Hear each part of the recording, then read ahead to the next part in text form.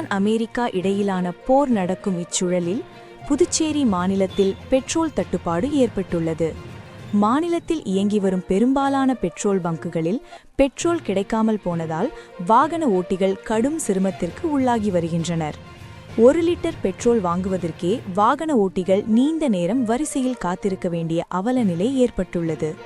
சில இடங்களில் பெட்ரோல் கிடைக்காததால் ஒரு பெட்ரோல் பங்கிலிருந்து மற்றொரு பெட்ரோல் பங்கிற்கு வாகன ஓட்டிகள் அலைந்து திரியும் சூழலும் காணப்படுகிறது. இதனால் பொதுமக்களின் அன்றாட வாழ்க்கை பாதிக்கப்பட்டுள்ளது. எரிபொருள் தட்டுப்பாட்டை விரைவில் சரிசெய்ய அதிகாரிகள் நடவடிக்கை எடுக்க வேண்டும் என வாகன ஓட்டிகளும் பொதுமக்களும் கோரிக்கை விடுத்துள்ளனர். உடனுக்குடன் செய்திகளை தெரிந்து கொள்ள ரெட் நியூஸ் தமிழ் சேனலை சப்ஸ்கிரைப் செய்யவும். ரெட் நியூஸ் தமிழ் செய்திகளுக்காக வானூரிலிருந்து பிருத்விராஜ்.